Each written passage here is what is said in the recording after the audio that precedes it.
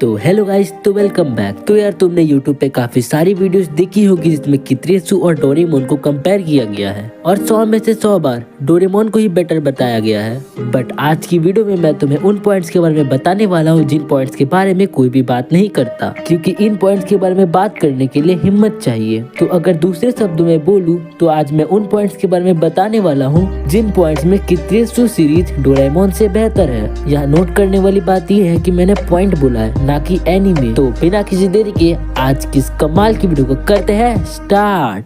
Idol content. तो जितने भी एनिमे होते हैं उन सभी एनिमे का दो टाइप का कंटेंट होता है। पहला आइडियल कंटेंट और दूसरा रिलेटेबल कंटेंट। और most of the people relatable content देखना पसंद करते हैं और तुम में से ज्यादातर लोगों को तो ये पता भी नहीं होगा कि आइडियल कंटेंट क्या होता है। तो अगर मैं सिंपल वर्ड्स में इन दोनों का डेफिनेशन बताऊं तो रिलेटेबल कंटेंट तुमसे बेहतर कौन जानता होगा, जिस कैरेक्टर के साथ या जिस एनिमे के साथ तुम रिलेट कर पाओ। और दूसरा आइडियल कंटेंट, जिसमें एनिमे का मेन प्रोटैगनिस्ट काफी स्ट्रॉन्ग, समझदार और हार्ड वर्किंग हो तुमसे काफी ज्यादा।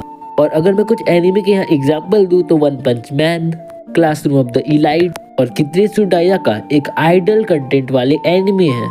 तो अगर तुम आइडल कंटेंट प्रीफर करते हो as compare to relatable content तो तुम कित्रेसु डायका शो को डोरेमोन से ज्यादा एंजॉय कर सकते हो। और सच बोलूं तो मुझे आइडल कंटेंट ज्यादा पसंद आते हैं रिलेटेबल कंटेंट से। तो शायद ये भी एक रीजन है कि मुझे कित्रेसु डायका शो इतना पसंद है। वैसे तुम्हारे लिए एक सवाल, अगर तुमने नारुतो देखा हो तो बताना जरा वो आइडल कंटेंट है या रिलेटेबल कंटेंट। तो अगर मैं बात करूँ सेकेंड पॉइंट की तो वो है मेन कैरेक्टर का अपीयरेंस। हमारा मेन कैरेक्टर काफी पोलाइट, इंटेलिजेंट और फ्रेंडली है, one of the best protagonist from Fujiko world. तो अगर तुम्हें मेन कैरेक्टर में परफेक्शन चाहिए so this is the one of the best anime. तो नेक्स्ट पॉइंट अगर मैं बात करूं तो कित्रेसु डायका शो में डिलीटेड सीन्स काफी निग्लिजिबल है और नॉर्मली अगर इसके जॉनरा की बात करें तो रोमांस दूर दूर तक नहीं है, क्योंकि इसमें हमारा मेन कैरेक्टर कोई नल्ला इंसान नहीं है। इसमें हमारे मेन कैरेक्टर के पास अपने गोल्स और अपने ड्रीम्स है। नहीं, बस मजाक कर रहा था, हेट मत दे देना कमेंट में मुझे कि मैंने नोबिता को कैसे नल्ला बोल दिया।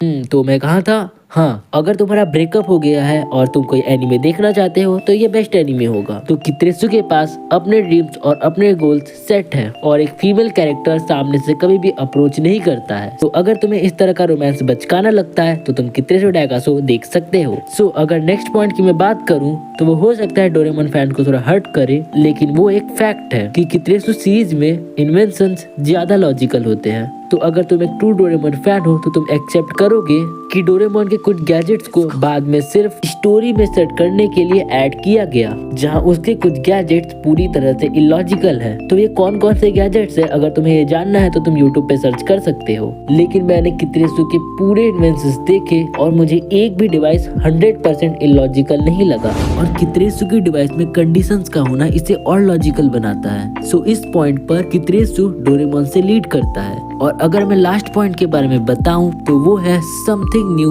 In every episode. अगर मैं एज कम्पेयर टू डोरेमोन बात करूं तो कित्रेसु के हर एपिसोड में हमें कुछ नया स्टोरी देखने को मिलता है। कभी कुछ पास्ट में काम, कभी किसी की कोई प्रॉब्लम और भी कई सारे रियल लाइफ प्रॉब्लम्स। लेकिन डोरेमोन में ज्यादातर हमें नोबिता की रेगुलर प्रॉब्लम्स ही देखने को मिलते हैं। तो अगर तुम्हें हर एक एपिसोड में कोई डिफरेंट देखने में अच्छा लगता है तो तुम कित्रेसु को देख सकते हो। और इस पॉइंट पे कित्रेसु लीड करता है एज कम्पेयर टू डोरेमोन। तो यार आज की वीडियो में बस इतना ही। तो तब तक के लिए बाय बाय।